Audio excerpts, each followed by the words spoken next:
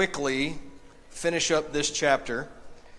I want to remind us of what we started to talk about on Sunday, and we ran out of time with this, but in 1 Samuel 13, the Philistines are at war with the Israelites, and Saul is beginning to get nervous about this. He wants to see this be dealt with and come to an end. And he was told by Samuel in chapter 10 and verse 8 to wait for 7 days, and then Samuel would come and offer the prescribed sacrifices. And Saul waited. It was the 7th day, and well, Samuel's not here yet. And so Saul decides to, I guess I'll just go ahead and offer the sacrifice because, Samuel just didn't show up when he said he was going to. And then as soon as Saul does that, lo and behold, here comes Samuel, just as he said, and Saul just didn't quite wait long enough. And so Samuel rebukes him in verse 11. And in verse 12, I want you to notice this. Chapter 13, verse 12, Saul says, "Now the Philistines will come down against me at Gilgal, and I have not asked the favor of the Lord, so I forced myself, and I offered the burnt offering." Your translation might render it in verse 12. Instead of Saul saying, "I said to myself," it might render it this way: "I thought to myself." I was thinking, this is the logic behind why I'm going to go ahead and offer this sacrifice. Samuel, I know what you said, but you weren't here, and so I just decided to go ahead and do it. And Samuel rebukes him for this.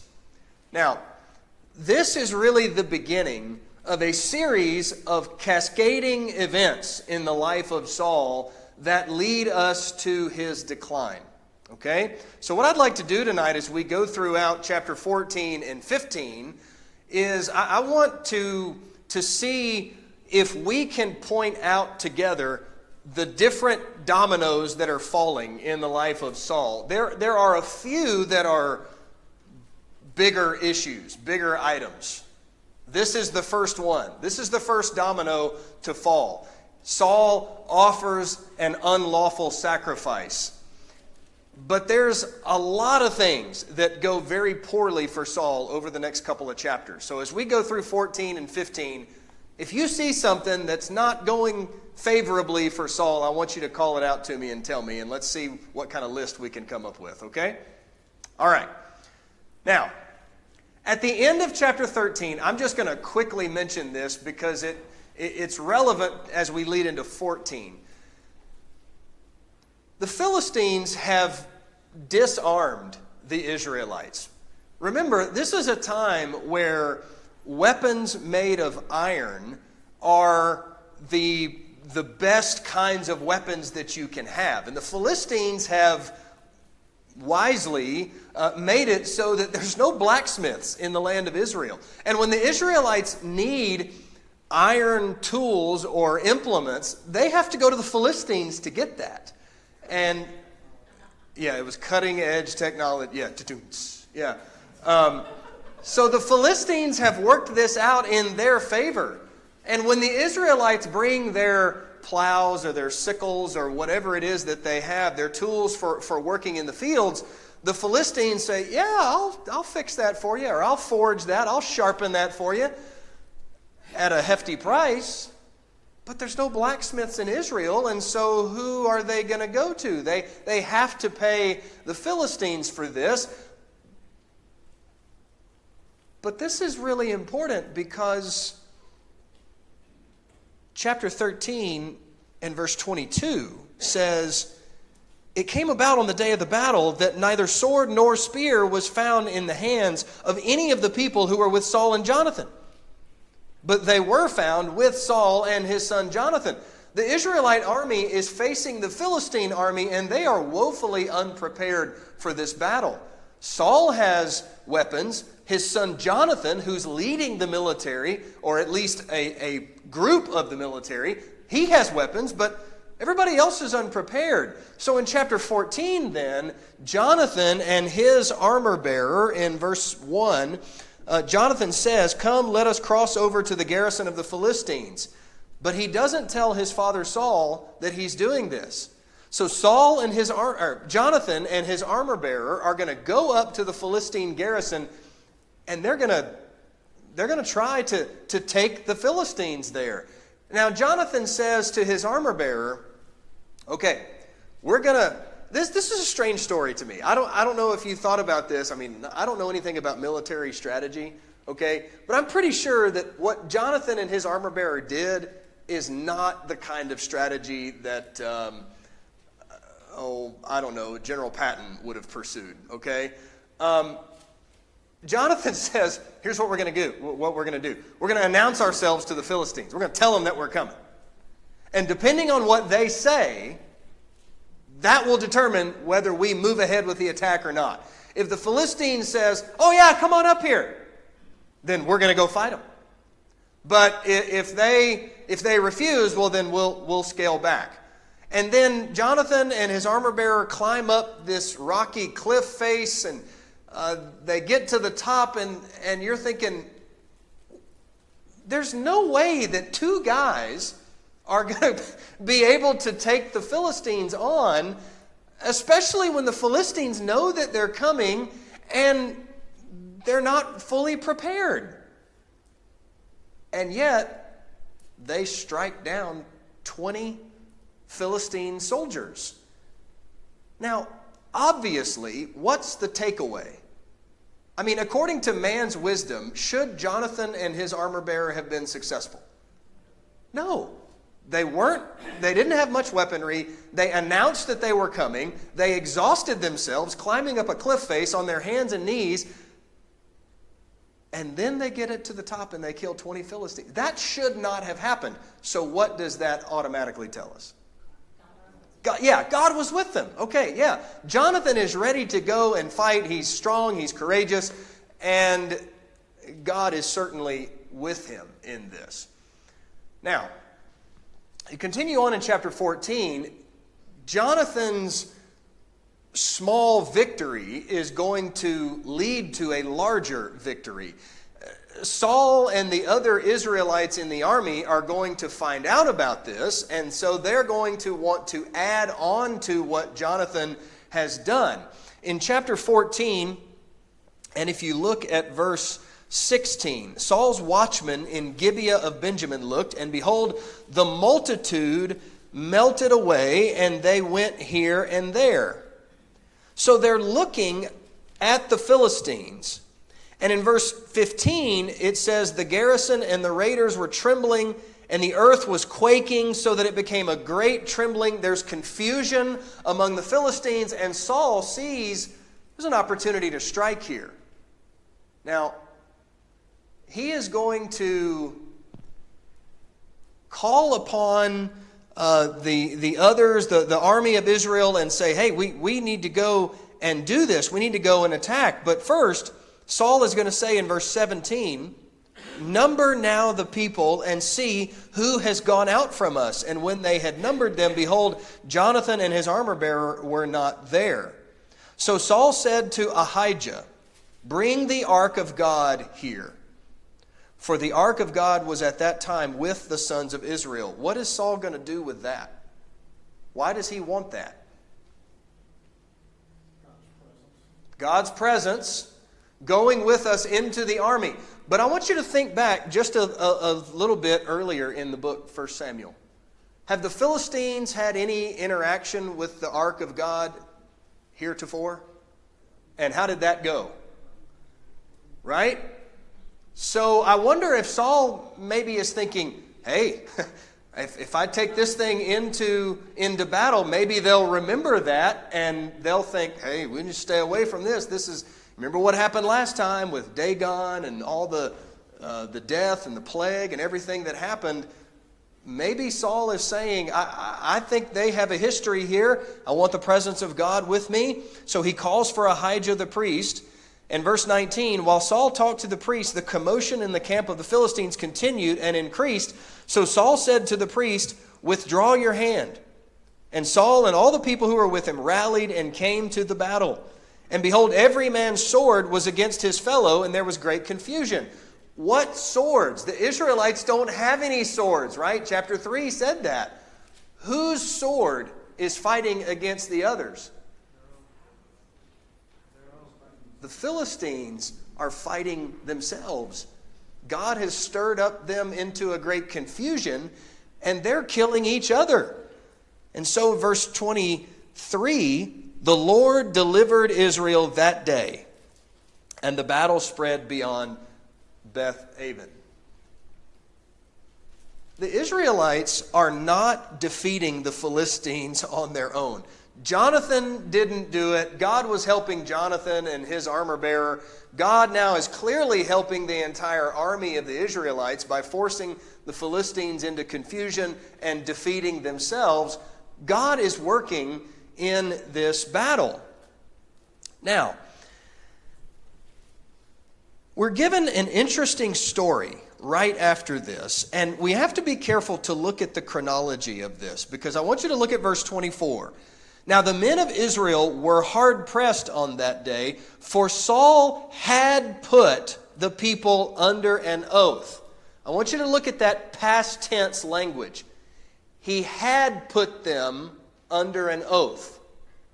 So I take it that the oath and what we're about to read about was actually given before the confusion among the Philistines and the battle there. Saul sees that the Philistines are coming. He's nervous about that.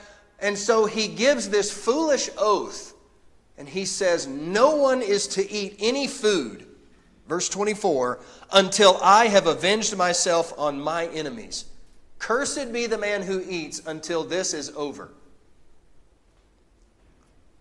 Then Jonathan goes up with his armor bearer, defeats the 20 Philistines. Then the confusion of the battle and all that. All the while, Saul's army is not eating. So they've got no weapons and they've got no food. Christine, do you want to fight with King Saul? I don't think so. I don't think I want to fight with King Saul either.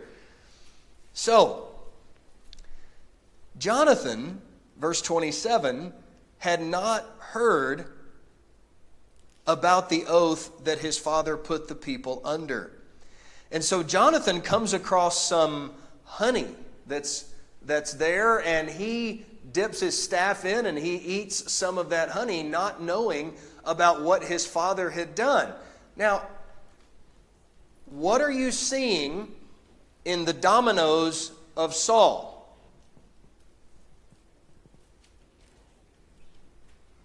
What was that?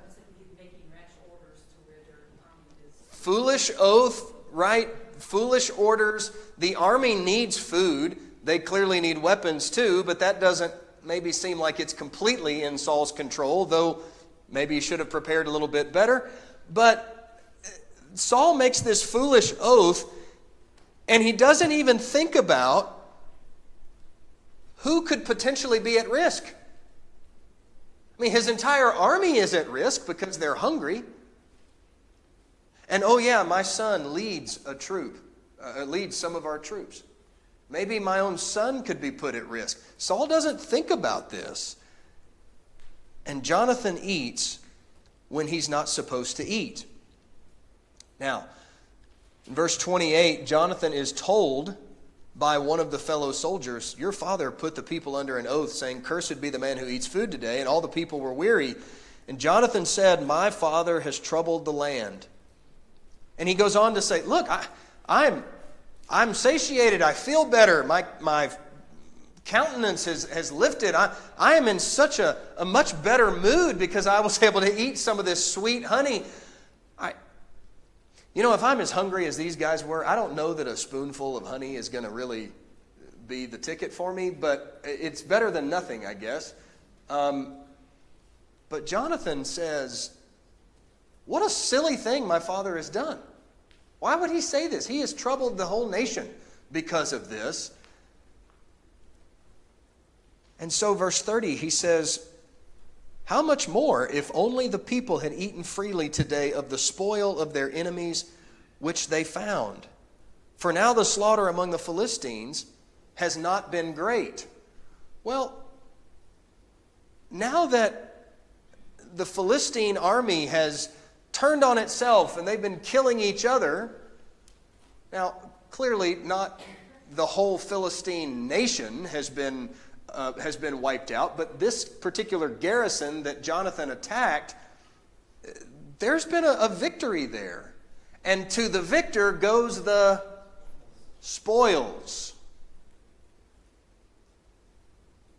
And here in verses 31 to 35, the starving Israelite army is going to take the cattle and the sheep and the goats and whatever other spoils of the Philistines were there, and they're going to have dinner.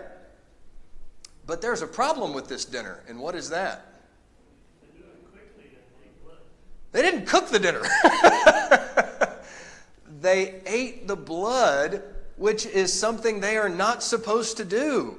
So chapter 14 and verse 32, the people rushed greedily upon the spoil, and they took sheep and oxen and calves and slew them on the ground, and the people ate them with the blood. They didn't properly bleed the animals the way that the law of Moses prescribed.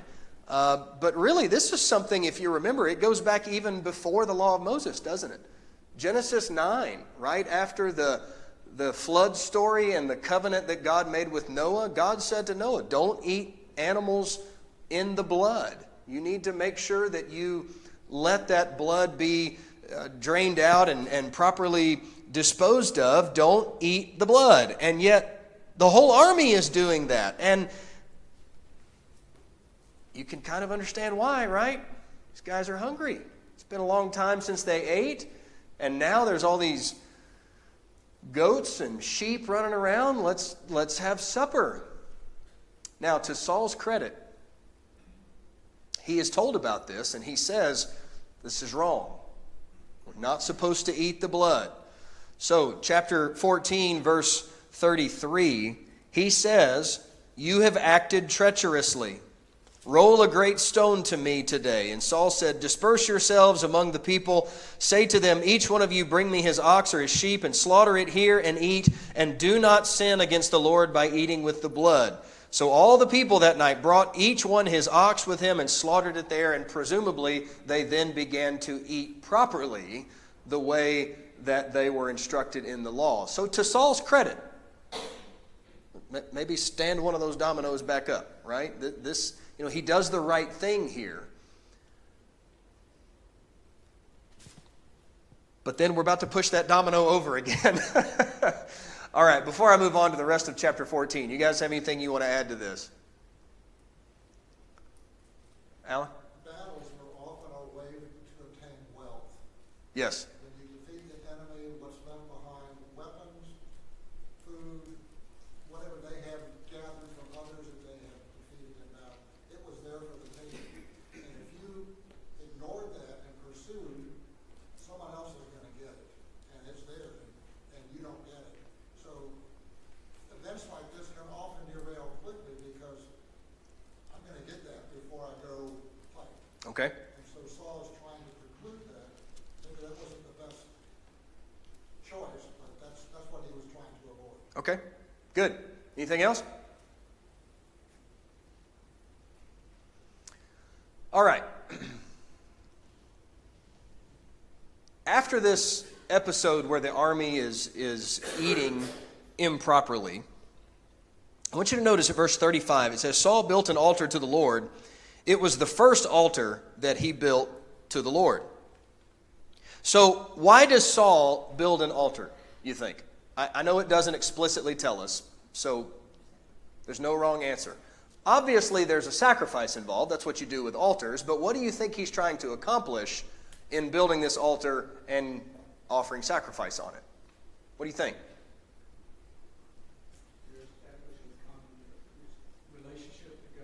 Okay, we've just done something egregiously wrong by all of these soldiers eating the food with the blood. And so maybe, Jerry says, maybe this is something of a sin offering to say to the people, or to say to God, we really messed up. Okay, could be.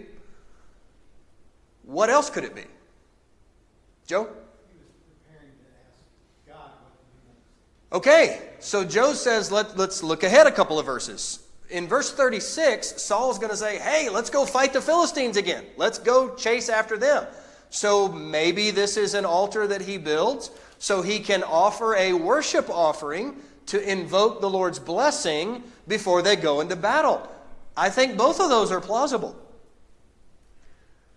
But Saul offers this sacrifice perhaps to grant God's favor.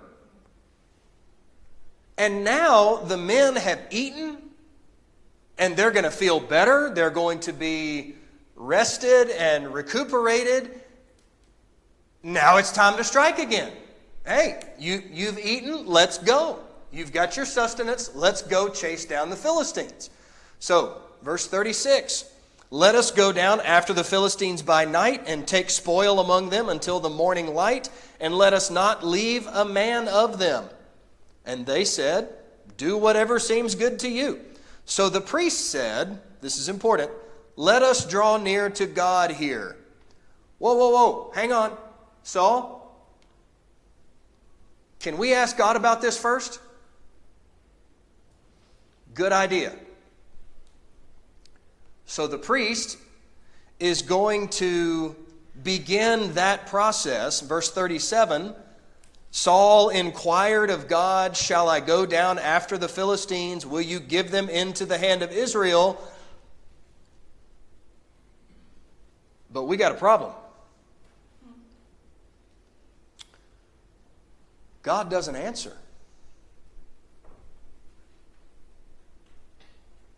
So Saul starts to think about this. Why didn't God answer? And he says in verse 38, draw near, all you chiefs of the people, and investigate and see how this sin has happened today.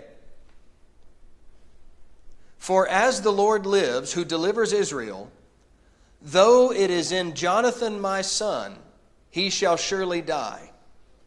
But not one of the people answered him. And he said to all Israel, you shall be on one side, and I and Jonathan my son will be on the other. And the people said to Saul, do what seems good to you. Therefore Saul said to the Lord, the God of Israel, give a perfect lot. And Jonathan and Saul were taken, but the people escaped. Saul said, cast lots between me and Jonathan my son, and Jonathan was taken. Casting of lots, kind of a strange thing to us. I know we've talked about it from other places before, but Saul sees there's a problem. We've got to figure out, why is God not answering us? Usually if God doesn't answer, it's because there's been some kind of sinful behavior in the camp.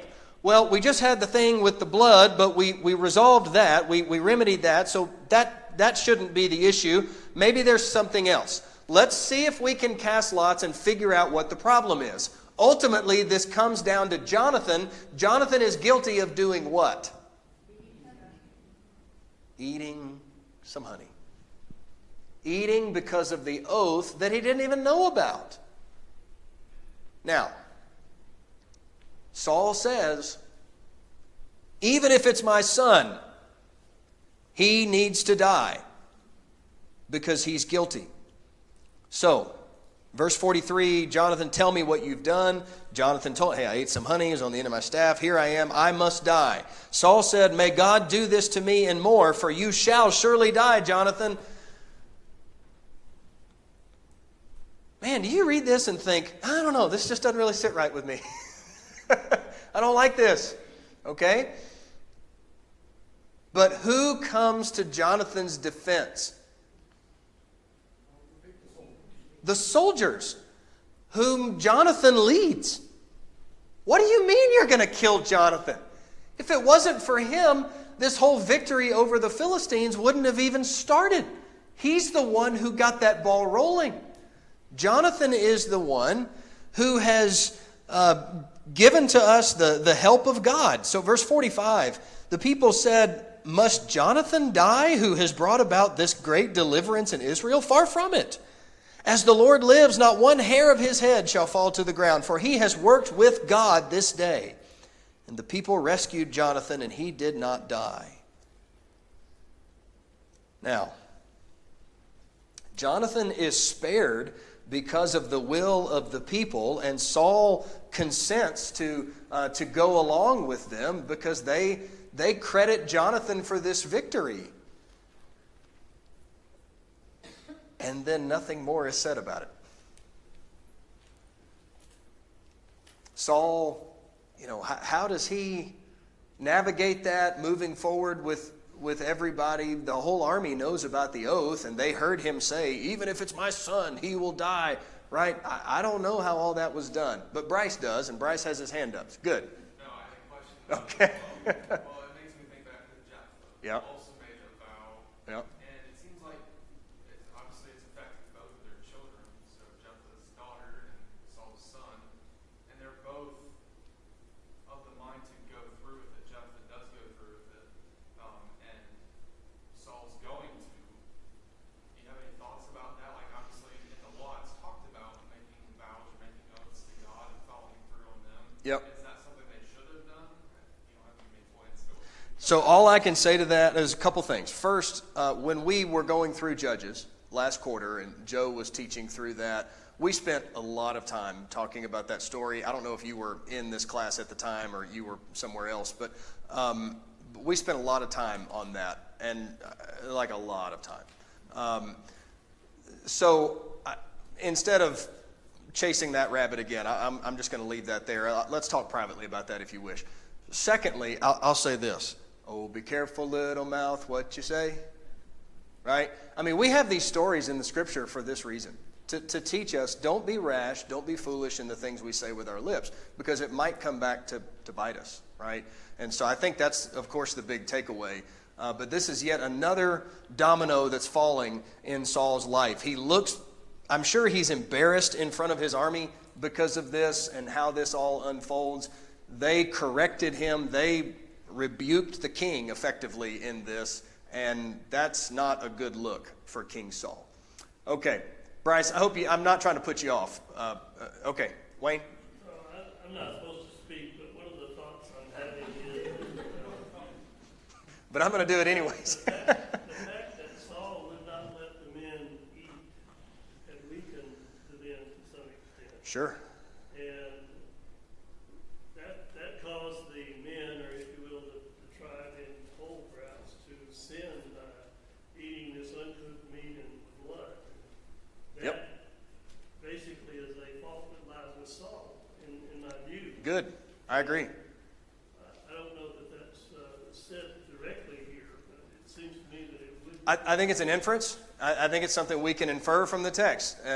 We're connecting those dots. Now, obviously, Saul does not encourage the men to eat improperly. Obviously, he corrected it, and yet he set the conditions that enabled that. Kelly? I was just thinking of later on in chapter 15 when he says, oh, well, the people wanted to take this and offer it to God. And in the Walker book, they're making the point that maybe we're threatening him, or maybe he just didn't have control over the people anymore. And maybe that goes back to Okay. you already made this oath that made a problem for us, and we had to stop killing your son. Things are getting away from him. Maybe that's how we might say it. And I'm so glad you brought up chapter 15, because that gives us a good segue into that. So let's go ahead and go there. Chapter 15, the Lord is going to speak through Samuel and tell Saul, verse 2, I will punish Amalek for what he did to Israel, how he set himself against him on the way while he was coming up from the land of Egypt. That's a reference back to Exodus chapter 17.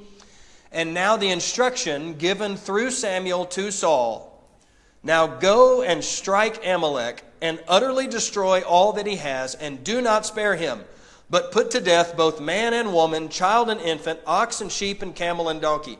All that spoil you just took from the Philistines, the donkeys, the oxen, all that, kill them. No spoil this time.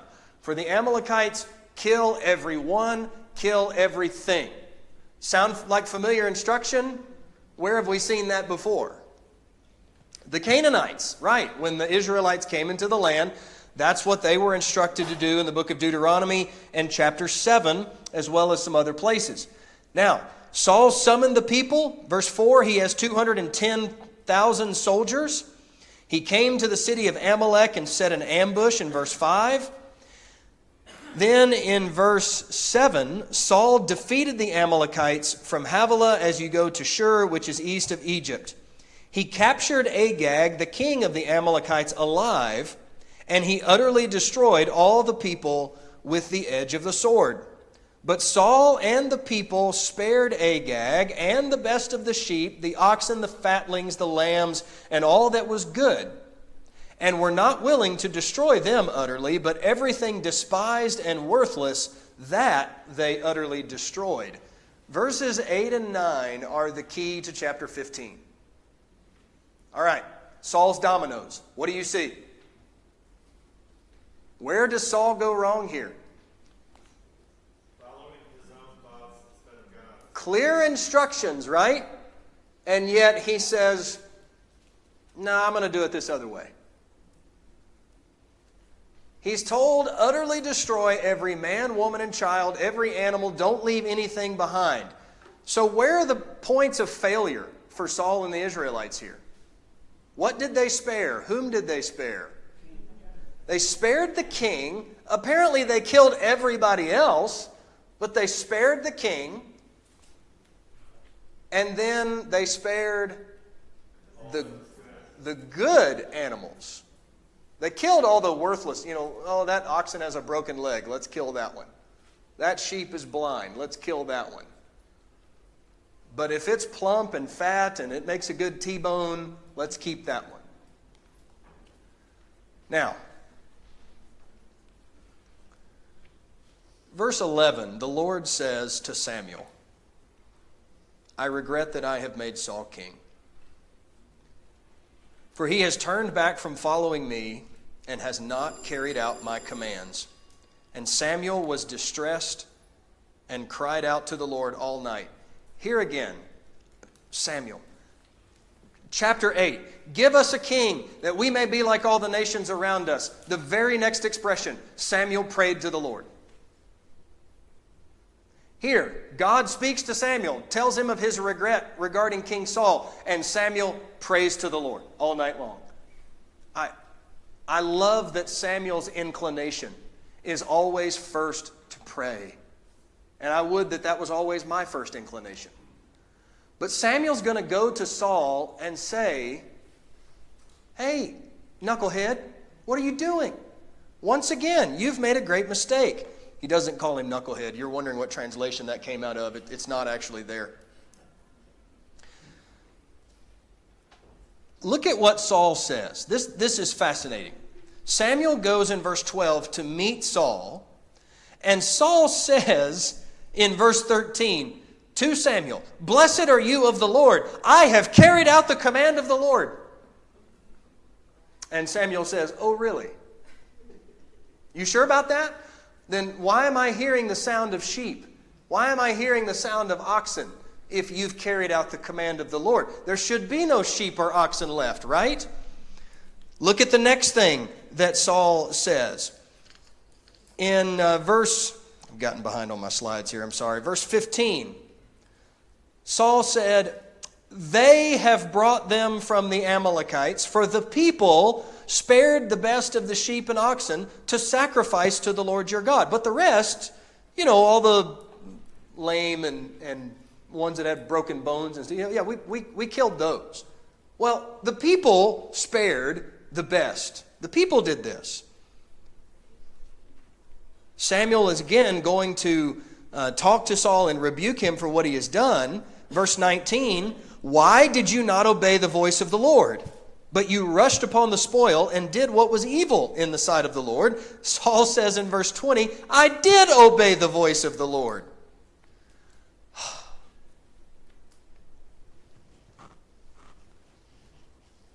Junior, did you break the lamp? No. Well, who did? I don't know. Junior, tell me what happened. Junior, did you break the lamp? No. Can you kind of see that interaction here? Samuel, Saul, tell me what happened. Well, I obeyed. I did what God said. No, you didn't, Saul. Well, okay, but the people, but Samuel, I did obey the voice of the Lord. And then finally in verse 24, Saul says, I have sinned. I have indeed transgressed the command of the Lord and your words, because I feared the people and listened to their voice. Okay, you're right. I did the wrong thing. Verse 30, I have sinned.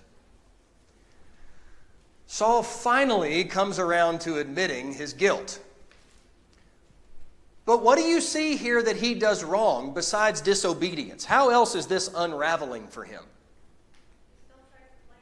He's blaming other people for things that he's responsible for. What else?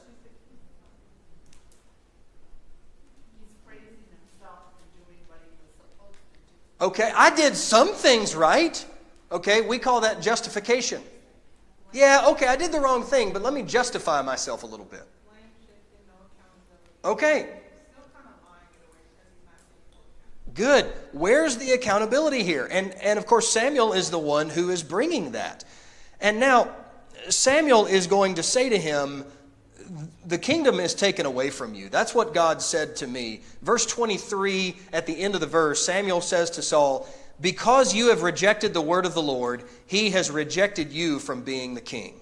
Now, that doesn't mean Saul's going to stop being the king immediately. There's a long process here of removing him. But in the very next chapter, David, the next king, begins to ascend. Sarah and then Todd. I mean, that's also what he said in chapter 13 after the unlawful sacrifice. Like, you could have been established and your reign and Yep. your family could Good. have been it, and you messed up, so here we go. And he's saying it again. And I feel like from here on, and even all this rash oath stuff with his son, like, he's starting to spiral, and you start to see the pattern of desperation because he knows that God is not with him anymore. Good, good, excellent. Todd? Both, like what Sarah just said, he comes to a point where he owns what he's done, but it's after what he would perceive as a threatening to his position. It wasn't just like, oh man, I really messed up. It was after this moment of God has rejected you as king. Okay. Oh, maybe I did mess up. Good. All right, I got a couple more comments about chapter 15, but I'll save those for Sunday. Thanks, everybody.